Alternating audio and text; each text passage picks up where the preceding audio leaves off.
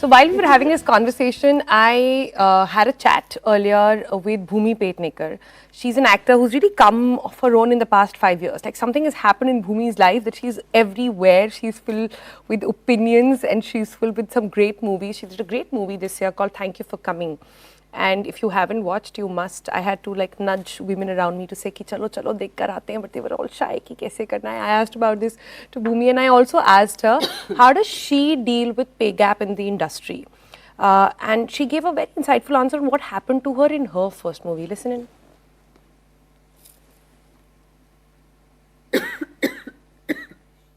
I feel like Women's Day, honestly, is that one day that all of us come and scream and chant, what we deserve and what's fair. But the hope is that, through the year, the effect of it kind of trickles down. Uh, when you speak of financial independence, I remember my mother told me this very early on in life. Our breakfast conversation was not about, बड़े होके शादी करना. It was all about बड़े होके क्या बनना है. We were instilled with a lot of ambition because the only thing she told me is that if you are financially secure, you will go through anything in life. And I've not seen a lot of like my older generations do that. Because just the idea of earning your own money, and even if you did earn your own money, to rightfully keep it for yourself is something that was so stigmatized. To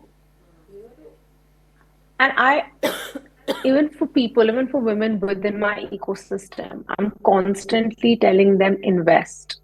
Guilt-free investment into yourself is so important. There's nothing more empowering than financial independence. Financial independence is not going to wake up on you one day and tell you, I'm done, or you're not good enough for me, or you're not beautiful, or you eat too much, or you're too short. No, your money is not going to do that. Your Yeah, money is yeah, not going to let um, your insecurities become a crutch for you to be in toxic environments or in toxic yeah. relationships. It'll teach you how to love yourself, how to respect yourself. And this journey can never stop. I have seen people change. I have seen people blossom. In the fraternity that I am, we have a lot of young girls that come in from far off parts of India. They probably are like working on set, they're trying to do hair, etc. They've never earned money. Their first paycheck is maybe like a couple of thousand rupees. But I've seen them evolve because that is their money. So it's just about being guilt-free about loving yourself, pampering yourself, investing in yourself. Fulfill your responsibilities, but the first responsibility is towards you. Yeah.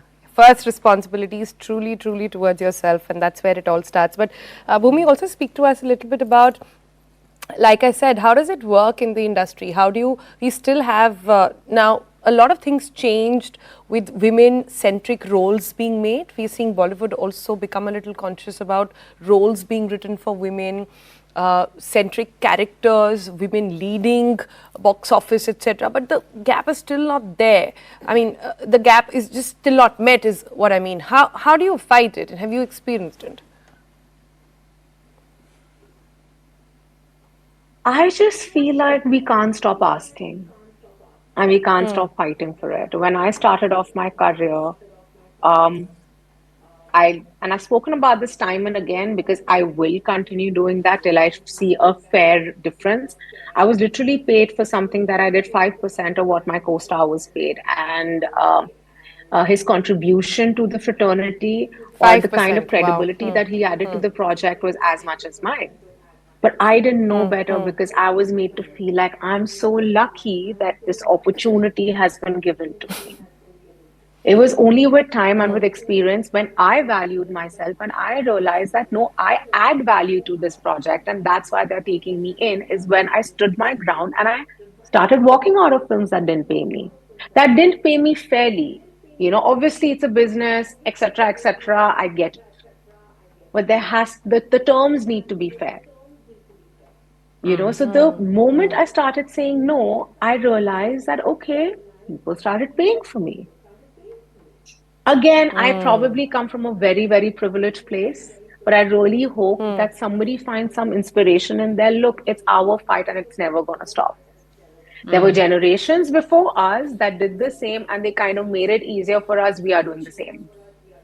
That's You true. know, so That's just true. in the dynamic of all the conditioning that we've gone through over generations, the jobs that we do, women are never taken seriously as the actual caregivers of the family.